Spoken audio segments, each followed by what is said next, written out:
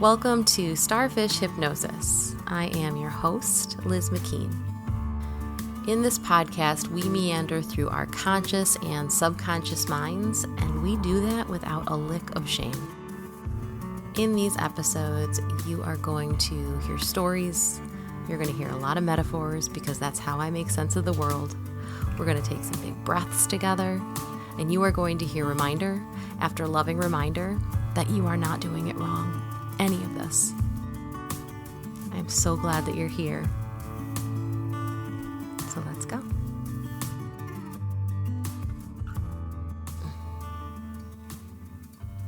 Well, hi there, and welcome to the same podcast with the new name and new snazzy little intro that I hope you enjoyed. I enjoyed making it. If you're new here and don't know what the heck I'm talking about, that's cool.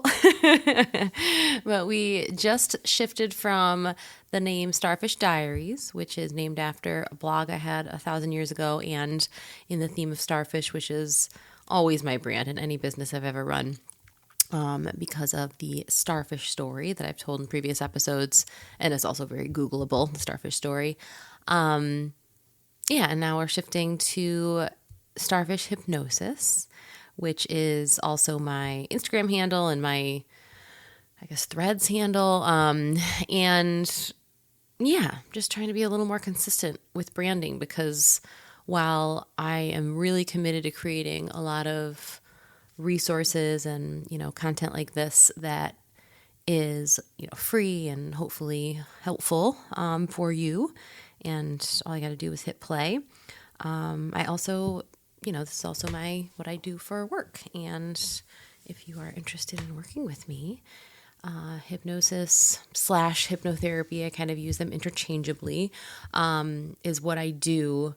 And I feel like hypnotherapy is the word that gives people a better idea of what it is I do. Hypnosis, folks often think of like stage hypnosis, which is not what I do, but we're going to get into that more. Well, that's pretty much, a thing we'll talk about in every podcast. But for now, before talking about what hypnosis and hypnotherapy is, what the heck I'm all about, and also I wanted to talk about, drinking. Yeah, what I miss.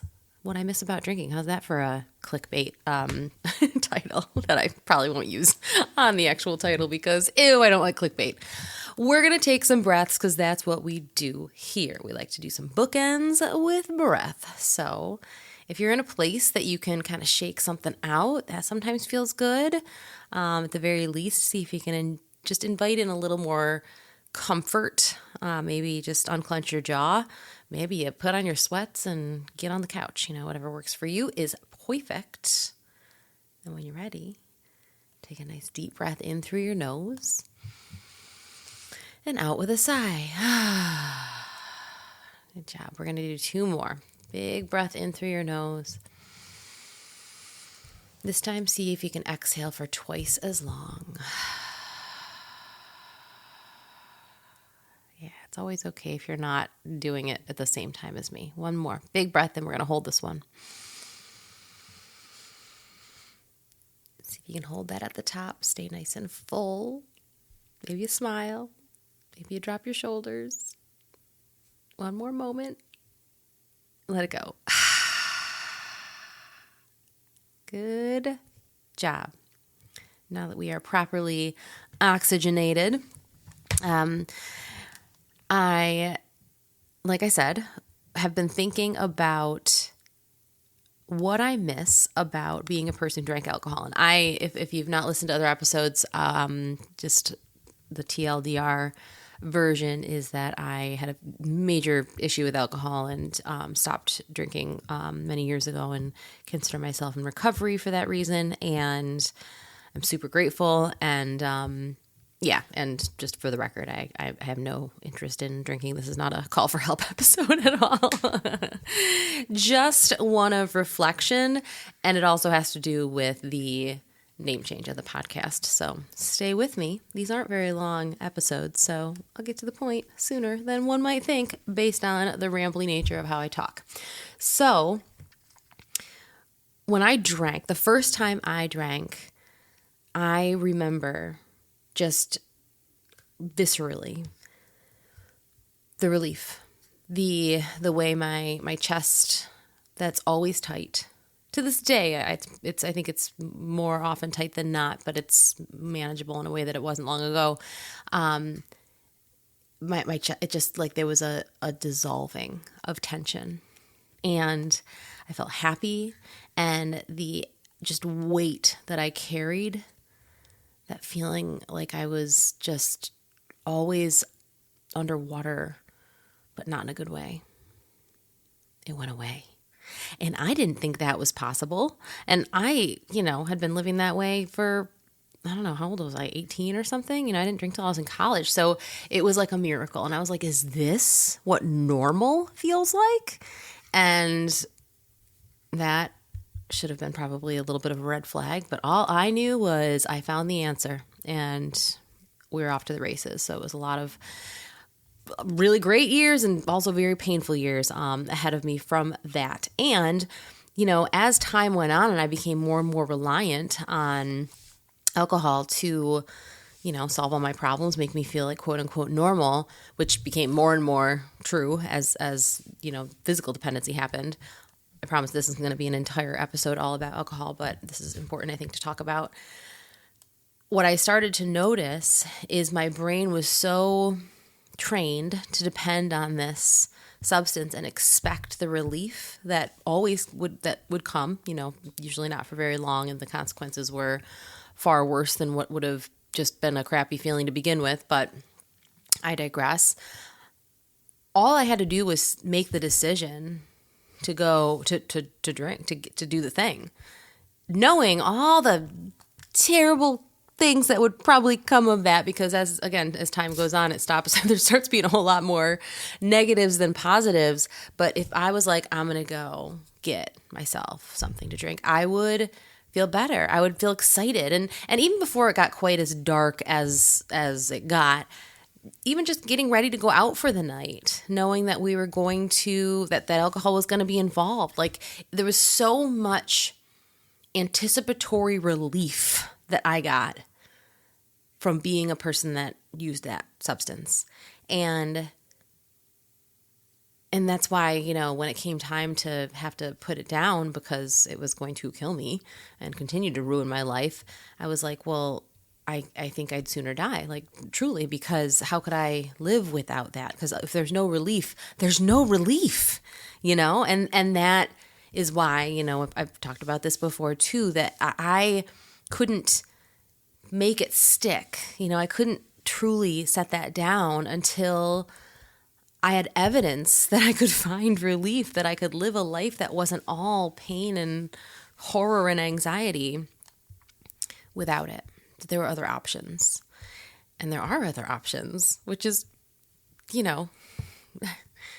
delightful information I wish I had had sooner. But, it takes what it takes to get where you get.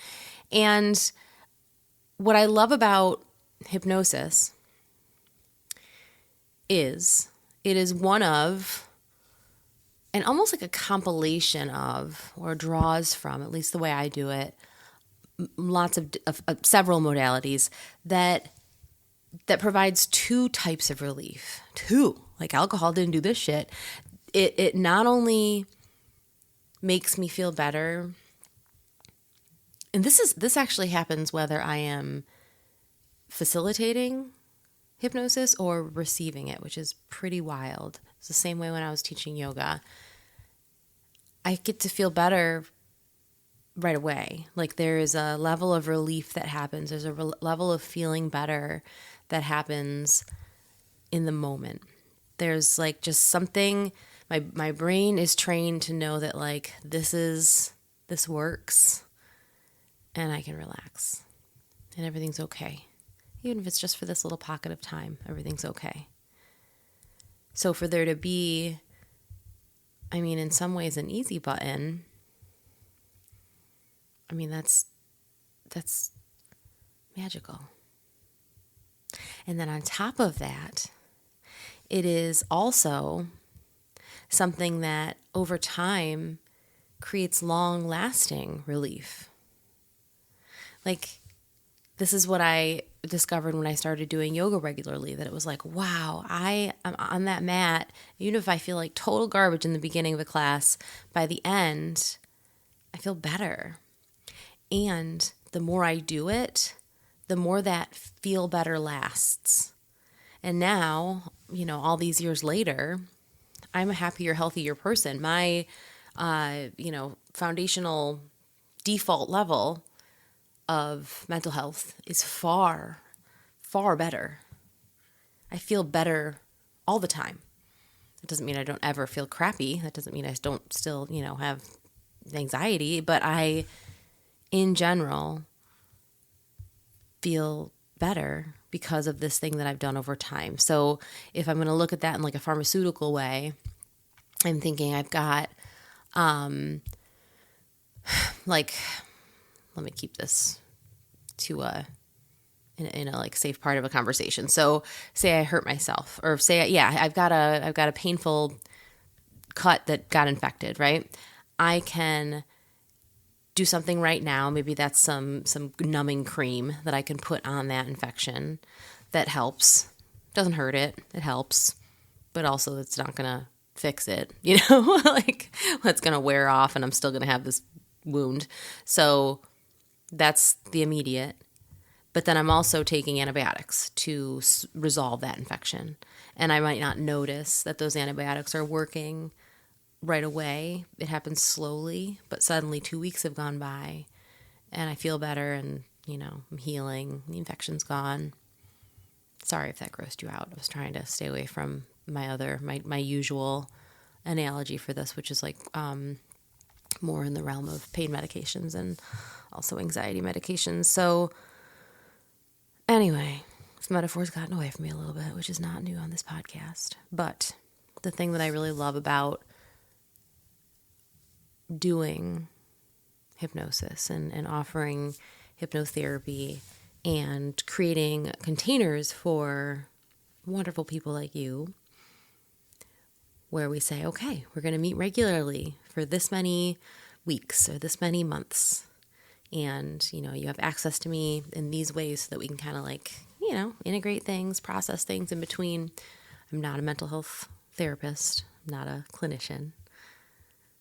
But I can help with patterns, with habits, with things that make you feel crappy again and again and again because of just cascading things in your brain, like when a trigger of some sort happens and that leads to a big feeling and that leads to a big behavior and that leads to a worse feeling and like, oh my God, we need to interrupt this pattern. That's what I can help with. And that's amazing because it's the numbing cream and it's the antibiotic. It's all good. There's no downside, which is just such a gift. And it frustrates me to no end that this is a thing. I mean, like all the good stuff out there that is not talked about as much as I wish it was, is, often misunderstood. We think of hypnosis as someone on a stage, and yeah, it's actually really powerful and studied, and I mean, it helps you feel better. And I can't think of anything more meaningful for me to know that there are things that can help me feel better that won't also ruin my life. And to be able to offer that to others is really cool. And the next thing I want to talk about here is what that actually looks like, because something that I have noticed when I talk to people about this topic, modality, whatever, is that there's a lot of fears. There's not just misconceptions, but there's fears. People are afraid that, I mentioned to, my family, like, oh, this is a cool thing I'm doing. Can I do it with you? Can I practice it with you? And there was like a little deer in headlights moment for some of them. And I think it's because there is a fear, like literally, I think they even said, what are you going to make me do? You know, and I'm like, I can't make you do anything. Oh my, can you imagine? I feel like there would just, maybe what a wonderful world it would be if I was able to make people do things. I have other methods for that. I'm just a little bit of a nag, but I am not able to control anybody. And in hypnosis, when you are in that very relaxed state where your subconscious is just in the chat, able to take suggestions. So, you know, if I tell you in your conscious state, especially if you're conscious and, you know, kind of doing stuff and worrying about things, if I was like, you're doing a great job, you're a wonderful human being, you might be like, that's really nice of you to say and mean it. You might say, it makes me feel good that you think that about me, and mean it. And that's great. I just made you feel good. But if I was to say that when you're in a state of like that just deep relaxation and I'm speaking to your subconscious, you believe it. Like, and it stays with you, and that becomes your story. That becomes, you know, next time somebody says that to you, like it will feel like, yes, that is correct. I am doing a good job. I am a wonderful person. Instead of, I just got a nice compliment. Good that they think that, or sure fooled them, you know? But you can't even get into that relaxed state unless you decide that that's what you want to do. It's the difference between watching a movie and directing a movie. This is a great analogy, and it's a Melissa Tears analogy. I definitely did not come up with this myself. But she talks about how, you know, we're in hypnotic states all the time. I think that we're all pretty sold on that. Like, think about when you're on your phone and scrolling, and it's like you just go into a daze and time goes by and you don't even know what's going on. And also like the times that you drive and you get home and you don't even remember the drive. Like that is the state. So you're not asleep. You're not, you know, a zombie and who other people are controlling. It's just a different state of consciousness, right? It's one that kind of freaks us out sometimes when we didn't really realize we were going into it, but we also clearly can function because you got home safely. So what Melissa Tears talks about, she's just a hypnosis teacher that I really, really love, and I've done training with her. So she talks about a movie that you're watching versus directing. So when you go to the movies, you sit down and you are actively deciding you want to be essentially hypnotized. You're like, convince me. Like, I want to have this experience, you know? I want to feel scared when a scary part comes on the screen. For the record, I actually don't like scary movies, so I would never consent to that. But if you're a person who goes to scary movies, you're like, I'm okay with feeling scared here. And you want to feel like warm and those I don't know, those feelings, you get the oxytocin, you know, when someone's in love. You maybe want to feel turned on, you know, and there's like a spicy scene. And because you are consenting to that, you are sitting down and you are allowing this, you know, your eyes become focused on the screen. So your conscious mind has something to do. And things just start going right into your subconscious. And the thing that's so cool about that is like, when they want you to be scared, you jump, you know, your heart rate goes up. Your conscious brain knows that you are sitting very safely in a movie theater, but your subconscious brain is taking in that we're on a high-speed chase. And, you know, your brain tends to be like, all right, well, we're just always going to err on the side of safety and efficiency. So even though consciously I know I'm safe, and if I didn't, I would get up and freaking leave, but subconsciously, this shit is happening and I'm scared. So like my brain is literally dosing me with like adrenaline and cortisol and like all the things that would need, that our body would need so that if we need to, you know, flee, we could. And that's why like you feel your heart rate and your respiration rate and you might sweat and like, you know, it's your eyes get really big and like all those physical things happen that you really can't, I mean, those are processes that are happening at like a cellular level, you know, like your conscious mind can't be like, okay, heart rate up, blood pressure rise, perspiration activate. Like, no, you can't do that. There has to be something else happening. It's like getting into your subconscious and affecting your like unconscious processes. It's so wild, but we literally sit there knowing that's going to happen and we want it to.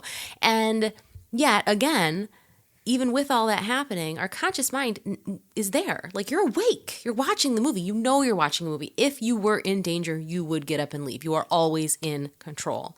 It's the same thing when we do hypnosis. And then the, alternative, like if you were directing the movie and you were like calling action, you're analyzing the actors' performance. You're analyzing the lighting, the sound effects. Do we need to adjust that line? Et cetera, et cetera. So that is all happening in your conscious mind. So the subconscious isn't getting those, you're not getting dosed with things based on what the storyline is or whatever. But we don't sit in the director's chair to watch a movie. We sit in the movie theater, and that is when we allow ourselves to go into that state. And it's lovely. It's fun, right? We do it on purpose. And it impacts us in ways that, only good cinema can, but it impacts us in ways that are like way beyond what we could consciously do for ourselves. So that's just like kind of a high level, just comparison that I think is helpful, or not comparison, but just picture to paint. And for me, that feels like a good way to demonstrate that, like, see, you are in control. We can have, adjust your physical reaction to things. Like, we can allow your heart rate to lower obviously in a safe way, in a just like, I'm more relaxed here. You can convince yourself that you are okay. You can visualize yourself in beautiful places. You can visualize yourself, doing something in a way that you hope you do it next time. And it actually is getting in there in a way that it just doesn't if you just think about it or write it down or have a conversation with somebody consciously.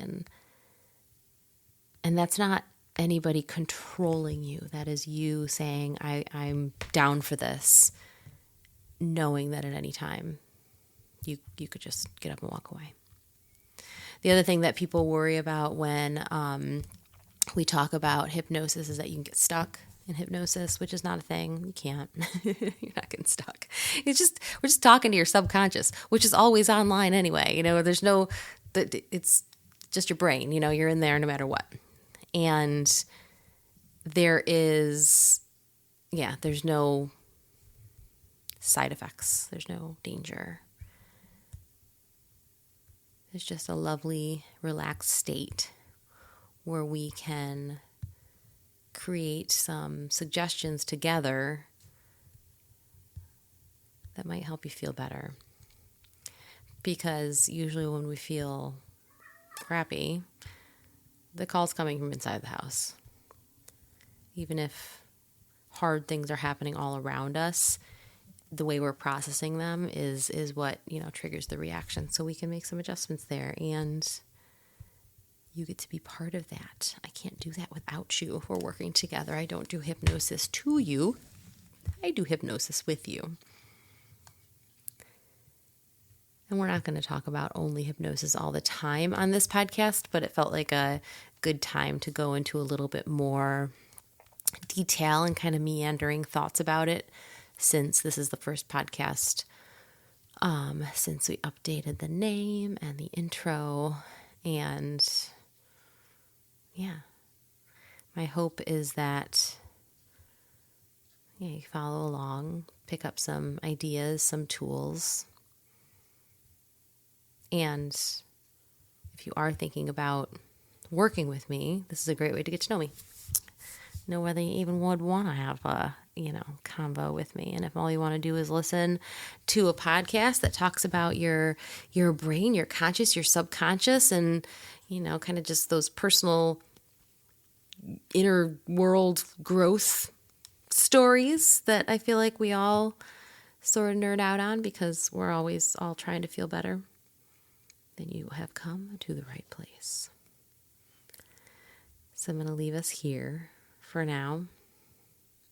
and I'm so glad that you're here. We're going to end with some deep breaths, just like we started with some deep breaths. And if all you get from this podcast is 6 frickin' deep breaths in your day, then I have done my job, mission accomplished. So give yourself a moment to just take a little bit of a scan from the top of your head all the way down through your face and neck and shoulders, relaxing them as you go. Relaxing your arms, your hands, your legs, and that might be invisible. Nobody could even see that relaxation happening. Or maybe you're melting into your chair. Whatever feels right for you is great. And then as you're ready, take a deep breath in through your nose and out through your mouth. Good. We're going to change up the second one. Big breath in through your nose like you're sniffing. Pause and swallow. And then blow out candles. Yeah, that one's fun. Just to change it up. Last one we're going to hold. Big breath in. Biggest breath you've taken all day. Maybe you sip in just a little bit more air. Big balloon in the belly. Hold it. Hold it, but drop your shoulders. Hold it, but smile. One more moment. Let it go. Go forth, be free within yourself, and take those deep breaths whenever you need them. Thanks for coming along for the ride. I'm so happy that you're here, and I will see you next time. Thank you for listening to today's episode. Please be sure that you have hit that subscribe button and send this episode to somebody who you think would enjoy it. You can find me on Instagram at Starfish Hypnosis, same thing on Threads.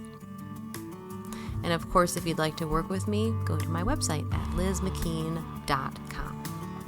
A big thank you and hug to my dear friend Mo Houston at Joy Scout Studios, who created the beautiful artwork that is the cover for this podcast. And another big thank you to my editor-producer, Sean Gritters. He is incredible, and if you'd like to work with him, his email will also be linked in the show notes. We will see you next week.